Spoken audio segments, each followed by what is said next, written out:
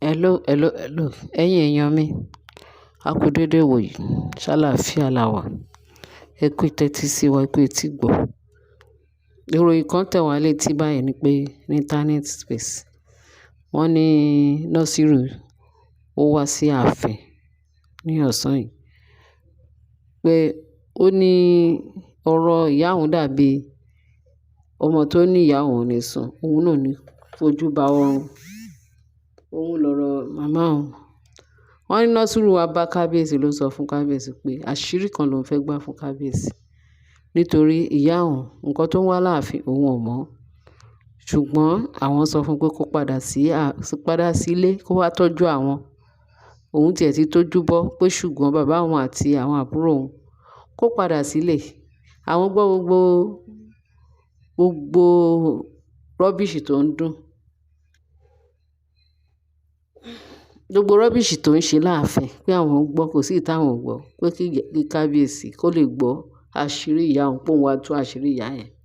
Ó ló wá sí gbìrà ní ẹnujọ́ mélòó yìí pé ó ní yàrá kan tó máa ń wọ̀ tó wà nílé àwọn. Ó gbé ìkòkò ńlá kan tó jẹ́ pé wọ́n fi rí oògùn. Ìkòkò ńlá kan tó wà níbẹ̀ tó jẹ́ pé wọ́n fi rí oògùn at the end of the day. Pé òun wá lọ já ilẹ̀kùn yẹn, òun wá lọ ṣí. Kí ni ìyá òun máa ń wá sí inú rẹ̀ pé òun wá rí wo bẹ̀. Ìkòkò ńlá kan wà níbẹ̀ tó ń lẹ fọ́tò Naomi sí àti Tádéníkàwò. Pé tó bá yá pa pé orúkọ, á pe orí Naomi, á pe orí ọmọ ẹ̀, á pe orí Naomi, á pe orí ọmọ ẹ̀. Pé Naomi ò gbọdọ̀ wá sí ààfin o. Tí Naomi bá máa wá sí ààfin yẹn, wàhálà ni. Kò gbọdọ̀ jẹ́ kí Naomi wá sí ààfin. Òun ló ń fẹ́ dé adé yẹn. Adé tán sọ pé Naomi, wọ́n fi ilẹ̀ fún Naomi pé kí Naomi má lè rojú ráyè dé pé òun ni òun fẹ́ dé. Pé láìpẹ́ àwọn gbọ́ pé tó bá ti lọ báyìí pé crisis kan máa ṣẹlẹ̀.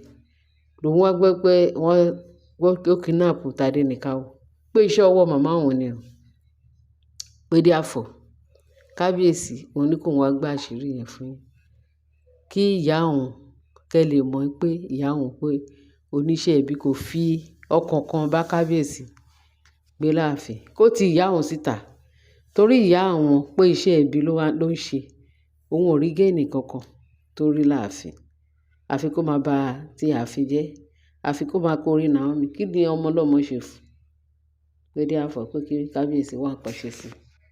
Wọ́n ní bí wọ́n ṣe wá gbọ́ pé wọ́n á pe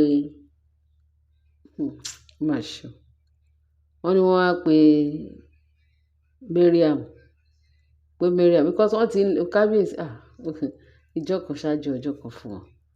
Wọ́n ní bí ó ti gbọ́ pé ọmọ òun wà láàfin. Pé wọ́n ti pè.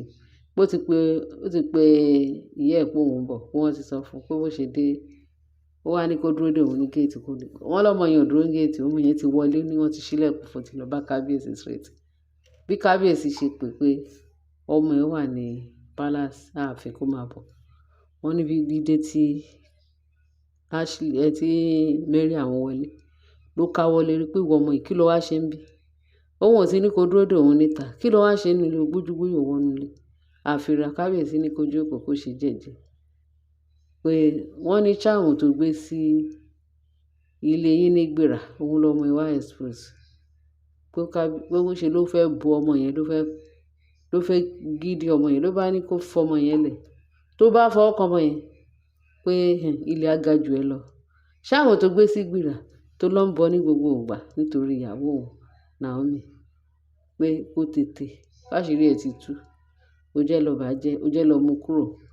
Ọlọ́run ti bàjẹ́ fún ẹ. Òun lọmọ ẹ̀. Ọmọ ẹ̀ ní bẹ́ẹ̀ ni. Tóun ò rí nǹkan tẹ́ ẹ̀ ń ṣe láàfin. Ẹ kàn máa wá sí gbìrẹ̀ sneak out. Tẹ́ bá ti wá báyìí, àwọn máa rò pé bóyá ẹ ti dé. A ṣe iṣẹ́ ibi tẹ́ wá ń ṣe ni. Àwọn ní káwọn pé enough is enough. Kò sí nǹkan tẹ́ ẹ̀ ń wá láàfin. Kí kẹ́ kúrò láàfin, kẹ́ yé porí ọmọ lọ́mọ. Wọ́n ní kí n máa ṣe kékeré. Ṣé ẹni tí ó tẹ̀lé wọn kó wá bẹ̀bẹ̀ nìyẹn? Kó wá bẹ̀ Naomi pé kí Naomi dárí jẹ. Irọ́ ni o. Ọgbọ́n láti arrange ara wọn láti strike Naomi again. Òun ni gbogbo wọn wá. Àní kò sí ìgbà tí Naomi ò ní lé gbogbo wọn dànù. Kò sí ìgbà tí Naomi kò ní lé gbogbo wọn dànù. Ṣé ó ti yé wa? Ẹ jẹ́ kí Naomi lé wọn dànù. Kábíyèsí ẹ lé wọn dànù. Kò sí nǹkan tó ń wá. Wọ́n ní kò sí bó ṣe lè ju abẹ̀bẹ̀ nígbà àgbà. Ibi pẹlẹbẹ ló máa fi lélẹ̀. Bẹ́ẹ̀ ni, wọ́n ní ibi pẹlẹbẹ ní abẹ̀bẹ̀ náà máa fi lélẹ̀. Ẹ jọ̀wọ́, ẹ jẹ́ ká jáwọ́ nú àpò tí ó yọ ká dá omi ẹ̀ náà ká lọ. Kò sí nǹkan tẹ́ fẹ́ fi Mariam ṣe o. Kò sí nǹkan tẹ́ fẹ́ fi Mariam ṣe ní ààfin yẹn. Wọ́n ti ní ẹlẹ́mìí òkùnkùn ni. Ìtẹ́yìn náà mọ̀. Ẹlẹ́mìí òkùnkùn ni Mariam. Oníṣẹ́ ibi dẹ̀ ni. Wọ́n dẹ̀ ló wà possessed. Kò sí nǹkan tẹ́ fẹ́ fi ṣe. Ẹ jẹ́ kí Mariam ti síta. Ẹ jẹ́ kí Mariam máa lọ. Mariam ò fìtì ẹni tó máa dúró sáàfin. Òun àti Ashley. Ọlọ́run á fún yín ṣe o. Chance tẹ ní nísìn. Òun ni ọ̀rọ̀ nísìn. Bẹ́ẹ̀ ṣe ṣẹ̀ṣẹ̀ dé láti ibi tẹ́ ti lọ ṣe prayer. Gbogbo nǹkan tẹ́ rí ẹ̀yin nìkan lẹ mọ̀. Ẹ di kíní yẹn mú. Ẹ di mú dáadáa kẹ́ fi lé Mariam jáde. Ó ti many things. Accountable ni ọ̀rọ̀ Mariam tó ti ṣe sí Naomi. Tó ti ṣe sáwọn ọmọ ẹ̀. Mélòó la fẹ́ kà nínú ẹ̀yin àjẹpèlé? Ẹ jẹ́ kí Mariam, ẹ bá ti síta. Kábíyèsí, ẹ jọ̀ọ́ ẹ bá wa ti Mariam síta. Torí Mariam ó ń dá ooru mú ààfin. Ó ń dá ooru mú gbogbo àwọn tó wà láàfin. Even ẹ̀yin gangan. Torí kò lè dá ooru mú Naomi. Naomi bó ṣe wà yẹn, àwọn áńgẹ́lì náà ń fẹ́ra fún. Àwọn áńgẹ́lì náà ń fẹ́ atẹ́gùn rere fún.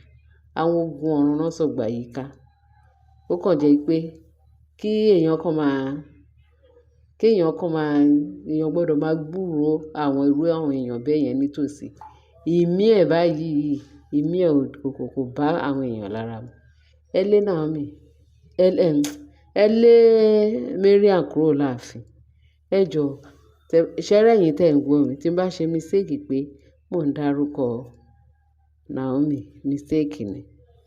Ọ̀rọ̀ Naomi ká mi lára. Ó ká mi lára. Ìra kankan ò gbọdọ̀ rà á nítorí ọmọ Ọlọ́run tòótọ́ ní í ṣe. Ẹ ti ẹ̀ fi pé bóyá tribalism pà ń ṣe ti torí pa jẹ́ Christian àbí à ń ṣe Christian. Òótọ́ ọ̀rọ̀ ni kéèyàn máa sọ. Even kábíyèsí gan tó jẹ́ pé traditional man ni.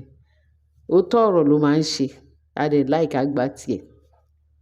Torí ẹni mímọ́ ni. Ẹni òtítọ́ ni. Pẹ̀lú bó ṣe ń ṣe traditional yẹn, kò fi ṣe kà. A rí àwọn olórìṣà tó jẹ́ pé ọ̀rẹ́ wa ni. Wọ́n ń sọ òótọ́. Wọ́n sọ pé àdàbí ó jà ó jèpè. Wọ́n máa ń sọ òótọ́. Gbogbo wa ìkankan náà ni wá níwájú Ọlọ́run. Ọlọ́run ló dá gbogbo wa. Kò sí nǹkan kan tí a lè fi ra wa ṣe àfi ká nífẹ̀ẹ́ ara wa náà ni. Ọlọ́run ló dá wa. Ọlọ́run ló dẹ̀ mọ̀ wá. Ẹni bá sọ pé òun hate ọmọnìkejì, òun ẹlẹ́ṣẹ̀ ni because gbogbo wa ni ọmọ ìyá, ọmọ bàbá nínú Ọlọ́run, nínú ayé yìí. Torí Adam àti Eve ló bí gbogbo wa. Báwo la ṣe máa sọ pé a hate ìkan, akọ ìkan, a nífẹ̀ẹ́ ìkan? No. Ọlọ́run ò kọ́ wa bẹ́ẹ̀. Àní Mariam, ẹ jẹ́ kí ó fọ́dà gbè kúrò láàfin. Mariam ń dá ooru mú gbogbo èèyàn ní ààfin. Ẹ jẹ́ kó ẹ bá ti dànù. Ẹ ti Mariam dànù kábíyèsí. Ọlọ́run á fún yín ṣe. Ẹ ṣé bẹ́ẹ̀ ṣe ń tẹ́tí sí wa. Ẹ ṣé bẹ́ẹ̀ ṣe ń listen sí wa gbogbo ẹ̀yin olólùfẹ́ wa. Kí ni Mariam ṣe láàfin? Mariam kò sí ẹ̀kọ́ rere kankan tán kọ́ nípa Mariam. Àfi ibi ni lọ́jọ́ ayé ẹ̀ gbogbo. Ẹ jọ̀ọ́ kábíyèsí, ẹ bá wa taari Mariam síta. Ẹ bá wa ti Mariam dànù. Ẹ̀yin ogun ọ̀run mímọ́ ẹ wá parapọ̀ láti bá kábíyèsí ṣiṣẹ́ ìyanu. Láti ti Mariam síta. Lágbára ẹ̀jẹ̀ Jésù. Lágbára Kristi, wọ́n ní ẹni tá a lè mú, a máa ń fi ilẹ̀ fún Ọlọ́run. Ọlọ́run ọba yìí àti hand over Mariam fún yín. Ẹ bá wa ṣe mọ́ṣẹ́. Ẹ bá wa ṣe mọ́ṣẹ́ torí Bíbélì sọ fún wa pé ó ní kò yẹ kí àjẹ́ kó wà láàyè. Wọ́n ní àjẹ́ pọ́nbélé ni Mariam. Òṣìkà dẹ̀ ni. adáhùn ṣe olóògùn burúkú ni ó dẹ̀ máa fi ṣe rẹ̀. Ẹ̀yin èèyàn mi, ẹ bá mi share, kẹ́ bá mi like, kẹ́ dẹ̀ máa fi tó kù sí ní comment section. Ẹ ṣé bí ẹ ṣe ń tẹ́tí sí wa. Láyọ̀ o. Bye.